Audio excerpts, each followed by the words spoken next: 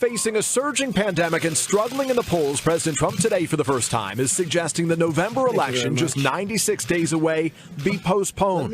Tweeting, with universal mail-in voting, 2020 will be the most inaccurate and fraudulent election in history. Warning it will be a great embarrassment to the USA. Delay the election until people can properly, securely, and safely vote? I don't want to delay. I want to have the election.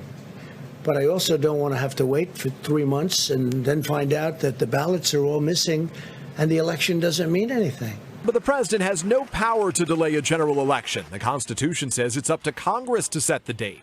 And with Democrats controlling the House, that will not happen. There's also no evidence of widespread voter fraud due to mail-in balloting.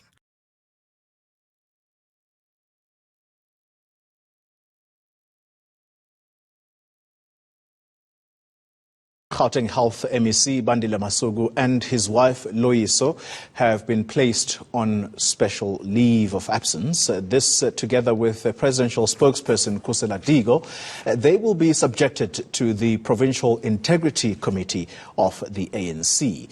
Now this is after allegations of corruption on a 125 million rand tender to supply PPE to the Gauteng Health Department surfaced. The damage is incalculable,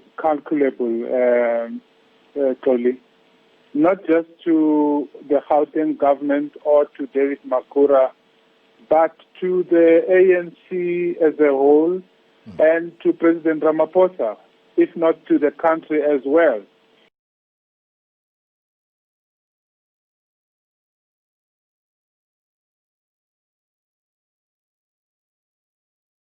Hopewell Chinono live-streamed his arrest, trying to draw attention to his fate. 10 or so men burst into his house by force and told him to put the phone down. Since then, he's stayed behind bars, charged with inciting violence, having called for protests against the government. He risks 5 years inside. With mass protests planned on July 31st, the government is keen to avoid further public unrest. What we are dealing with in this country is people that threaten that there will be a new government come 1 August. A new government which is not based on our own constitutional process. Our country is a nation and it has got security concerns. It would be nice for every country out there to mind their own business and respect Zimbabwe's internal affairs.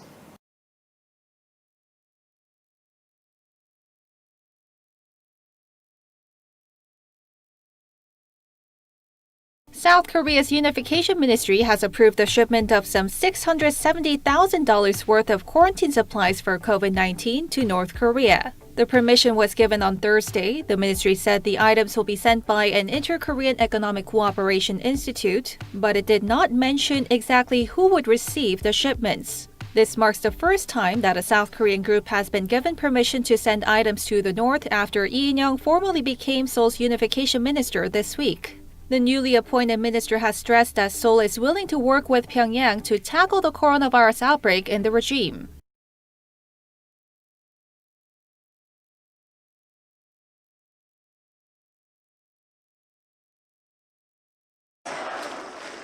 It was the largest rally seen in Belarus since independence from the Soviet Union. Tens of thousands of people flooding to Minsk's Bangalore Square to dare to hope for a different future. The woman they've come to hear, Svetlana Tikhanovskaya. It was originally her husband Sergei who'd been supposed to be running for president, but after he was arrested in May on what he says were trumped-up charges, she took his place. Her key pledges to free political prisoners and to hold new elections if she's elected next month. Promises clearly resonating with a population that, since 1994, has known only the iron fist of President Alexander Lukashenko, now seeking a 6th term in office.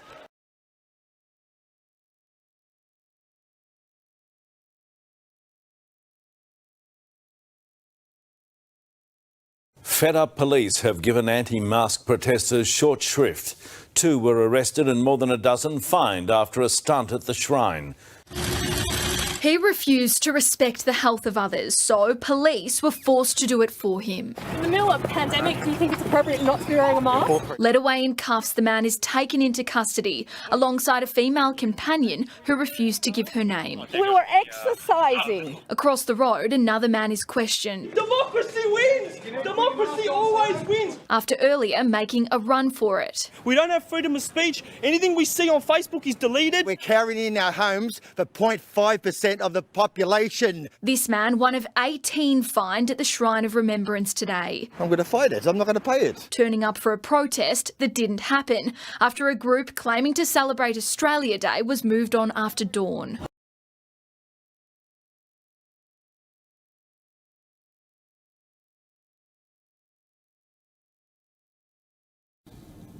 Pakistan has a new national hero, a new role model for the youth. His name is Khalid Khan. He's been declared a lion by many in Pakistan. He's literally being lionized, as you can see. Pakistani social media is flooded with this image of Khalid with a lion in the background. Even Pakistani leaders are singing praises of this young man, Khalid Khan. But what has he done to deserve such love, affection and respect? I'll tell you. Khalid Khan killed a man inside a Peshawar courtroom on Wednesday afternoon. He fired 6 rounds of shots at a man in front of a judge. The name of the man Khalid murdered was Tahir Ahmed Naseem, an American citizen. He was formerly an Ahmadi Muslim by faith, the most persecuted community in Pakistan. Tahir Ahmed Naseem was booked for blasphemy in 2018 for allegedly, and I repeat, allegedly claiming to be the last prophet of Islam.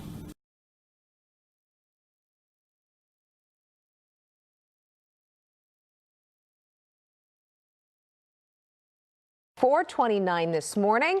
Now, in the San Fernando Valley, where the epicenter is located, that quake was felt as a very sharp jolt. People also felt it as far as La Crescenta, downtown LA, over to LAX, the Miracle Mile area, Hollywood, and Pasadena.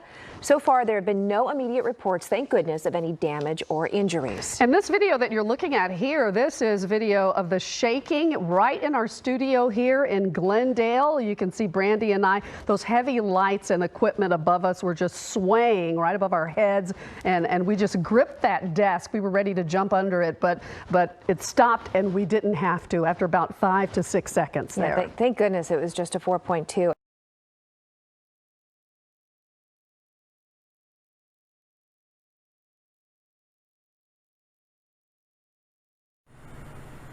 Chinese hackers targeted the biotech firm Moderna earlier this year, a company that announced a COVID-19 vaccine candidate in January. That's according to a U.S. security official who exclusively spoke to Reuters, who says the hackers were backed by Beijing. Moderna's vaccine candidate is one of the earliest and biggest bets by the Trump administration to fight the global pandemic.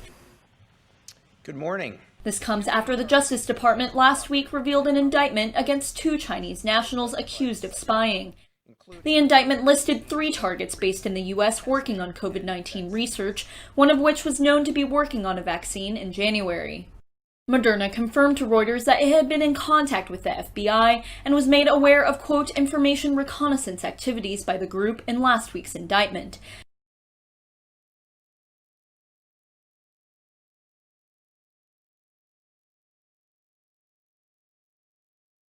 Newly released documents show Ghislaine Maxwell is accused of engaging in sexual relations with girls as young as 15. A US court today unsealed several documents relating to a civil suit against Jeffrey Epstein's former partner. They include testimony from Virginia Roberts, who says Maxwell was intimately involved with Epstein's child sex ring. Maxwell was arrested earlier this month and charged with enticement of minors, sex trafficking of children and perjury.